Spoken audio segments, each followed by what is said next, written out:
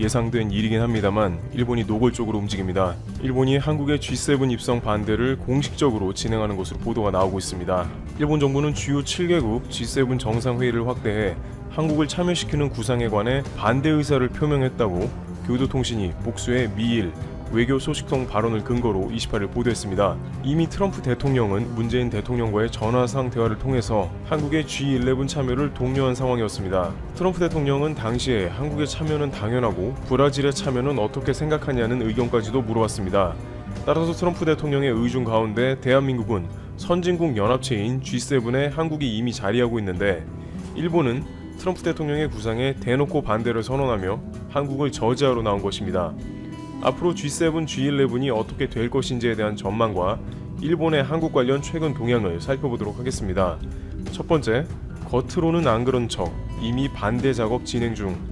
교도통신에 따르면 일본 정부 고위 관료는 도널드 트럼프 미국 대통령이 G7 확대 구상을 밝혀 이 사안이 주목받게 된 직후 한국의 참가를 반대한다는 뜻을 미국 정부에 전달했다고 소식통이 설명했습니다. 그러니까 이 이야기가 거론된 것이 5월 중순 정도인데 일본은 말이 나오자마자 미국에 반대를 표한 겁니다. 그간 일본 정부는 교도통신이 보도한 이런 견해를 공개적으로 표명하지는 않았습니다. 스가 관방장관은 G7 확대 구상에 관해 일본과 미국 사이에 긴밀하게 대화하고 있다. 올해 G7 정상회의의 일정과 개최 형태에 대해서는 의장국인 미국이 현재 검토 중인 것으로 알고 있다고 언급했습니다. 겉으로는 미국과 별말 안 하는 것처럼 하면서 뒤로는 한국 G7 입성 반대 작업을 하고 있다는 게 드러난 셈입니다. 좀 더 자세히 보면 일본 정부는 북한이나 중국을 대하는 한국의 자세가 G7과는 다르다며 우려를 표명하고서 현재 G7 틀을 유지해야 한다는 의사를 미국에 밝혔습니다. 일본 정부는 문재인 정권이 남북 화해를 우선시하며 친중국 성향을 보인다며 문제 삼았으며 이는 트럼프 대통령이 중국 측과 대립각을 세우는 상황을 염두에 둔 것이라고 교도는 전했습니다. 이에 대해 미국 측은 트럼프 대통령이 최종적인 판단을 할 것이라고 반응했습니다. 그런데 여기서 궁금한 것은 미국에는 어지간한 사안에 대해서는 일본이 잘 반대 의사를 표명하지 않습니다만 북한과 중국의 이유를 들어가며까지 한국과 대립각을 세운 것이 궁금해집니다. 바로 그것은 일본의 이러한 작업이 잘 먹힌다는 것입니다. 두 번째, 미국, 일본의 말 들어줄 가능성 높다. 일본이 트럼프 대통령의 아이디어를 반대한 것은 언뜻 보면 트럼프 대통령이 매우 싫어할 것 같습니다만 현재까지 공개된 그리고 볼턴의 회고록까지 나오면서 외교 세계의 민낯이 어느 정도 밝혀진 작금의 시점에 본다면 미국은 결국 일본의 말을 들어줄 가능성이 매우 높다는 것으로 한국의 G7 입성은 쉽지 않다는 추측이 가능합니다. 물론 한국 입장에서도 트럼프 대통령의 G7 정식 초대가 나왔을 때 내부적으로도 의견이 갈리는 모습이 나왔습니다. 왜냐하면 이번 트럼프 대통령의 G7 초대는 다분히 친미 네트워크 국가들이 모여서 중국을 견제하자는 의도가 있으니 G11 모임에 속해봤자 중국과 불편함만 더해질 것이고 트럼프 대통령에 이용당하는 게 아니냐는 말이 있었습니다. 그러나 이것이 일본의 반대에 의해서 저지되는 경우는 한국에는 또 다른 외교적 자존심 문제가 돼버리는 것입니다. 번번이 한국의 중요한 외교적 길목에서 회방을 놓는 모습이 이번 볼턴 회고록에서도 폭로될 정도로 심각한 것이었습니다. 특히 남북 평화 통일을 저지하겠다는 의도가 알려져 많은 한국 네티즌들이 공분하기도 했습니다. 일본은 미국이 가장 우려하는 중국과 한국 사이가 좋다며 한국의 G7 추가 입성을 반대하고 있다지만 실제로는 한국이 G7에 들어가면 골치가 아프기 때문에 반대하는 것으로 파악되고 있습니다. 한국이 G11에 입성하면 좀 더 국격 상승과 더불어 외교 무대에서 발언의 강도가 높아지니까 이것을 저지하려고 하는 것이 분명하며 한국을 국제 무대에서 갈수록 상대하기가 까다로워질 국면을 사전에 차단하는 것입니다. 그리고 이렇게 미국에 일본이 제안을 하면 미국은 대부분 수용했던 것도 여러 가지 정황으로 파악이 되고 있습니다. 이번 수출 규제 문제나 지소미아 문제에서도 미국은 거의 다 일본에 가까운 편에 서거나 문제에 손을 대지 않고 있습니다. 따라서 이번 G7 건도 일본이 강하게 한국을 반대하면 굳이 의견을 트럼프 대통령이 뭉개지는 않을 것입니다. 볼턴에 의하면 트럼프 대통령은 아베 총리와 사이가 좋고 일본은 또 미국 국채를 가장 많이 보유한 국가이기도 합니다. 미국에서는 여러 가지 도움 주는 일본이 일면 예뻐 보일 수도 있다는 것이 그 이유입니다. 여기에 트럼프 대통령은 재선 문제로 G7을 G11으로 확대하려 하는데 이것보다는 다른 미국 내 문제 해결이 더 급해 보입니다. 또한 G7은 만장일치제로 운영이 되므로 한 국가라도 반대하면 실질적으로 합의가 어려운 점도 있습니다. 물론 트럼프 대통령이 이번 기회를 통해서 반드시 G11 체제로 굳히겠다는 강력한 피력을 하면 약간의 가능성은 있습니다만 일본이 끝까지 반대표를 던져서 만장일치를 무너뜨리고 한국 입성에 찬성하지 않을 가능성에 무게가 실립니다. 트럼프 대통령의 재선 가능성이 어느 때보다 낮기도 하니 일본 입장에서는 주장을 누그러뜨리지 않을 것입니다. 모테기 도시미스 일본 외무상은 28일 NHK에 출연해 G7의 틀 그 자체를 유지하는 것은 매우 중요하다.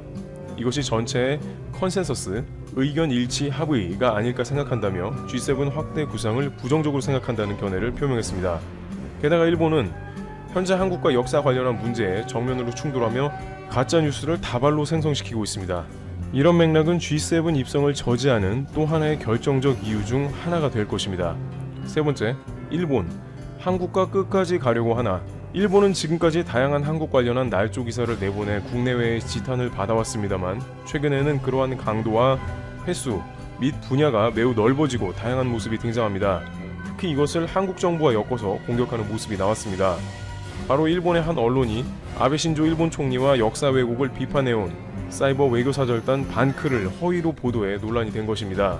지금까지 한국 정부가 역사 왜곡을 지원한다는 가짜 뉴스는 그렇게 많이 등장하지는 않았는데 이제는 한국 정부에 대한 왜곡을 매체 전반으로 확대해서 날조 기사가 나올 정도로 공세로 전환된 모습을 보입니다.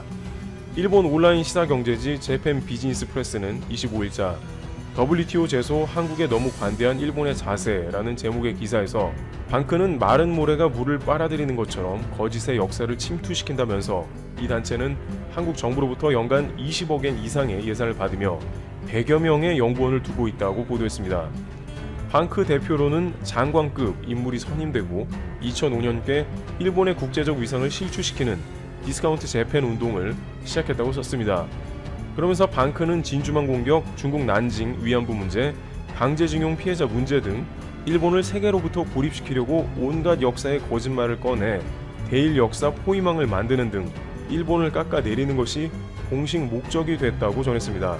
이 같은 내용의 기사는 같은 날 야후 재팬 메인 기사로도 올려져 1132개의 댓글이 붙는 등 관심이 뜨거웠습니다.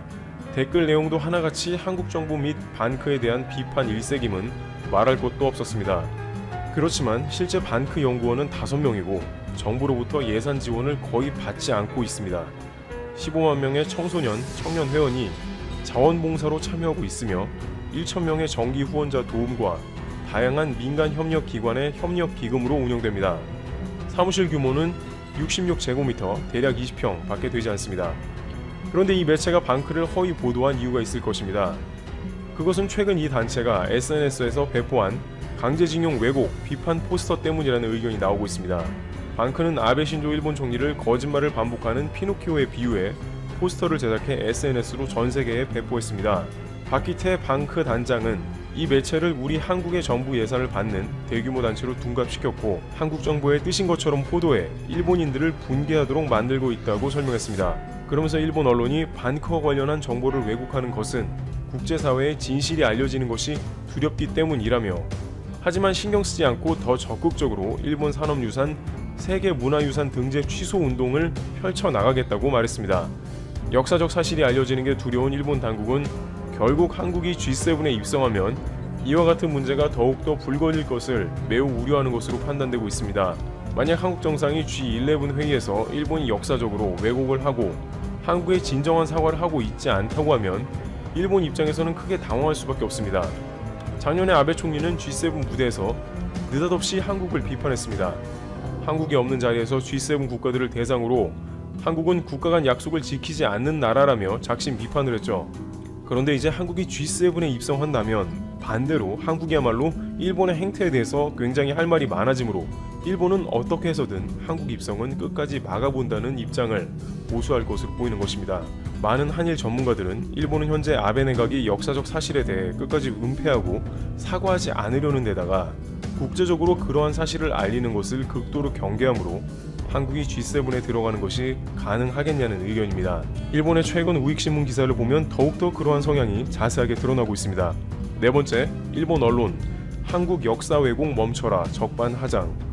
군함도 등 세계문화유산 등재 현장에서 벌어진 조선인 징용 피해를 일본 측이 왜곡한 것에 맞서 한국 정부가 세계유산 등재 취소를 포함한 대응을 요구하는 서신을 유네스코에 보낸 것과 관련해 산케이신문은 28일 지면에 한국은 역사 왜곡을 그만두라는 제목으로 사설 형식의 논설을 실었습니다.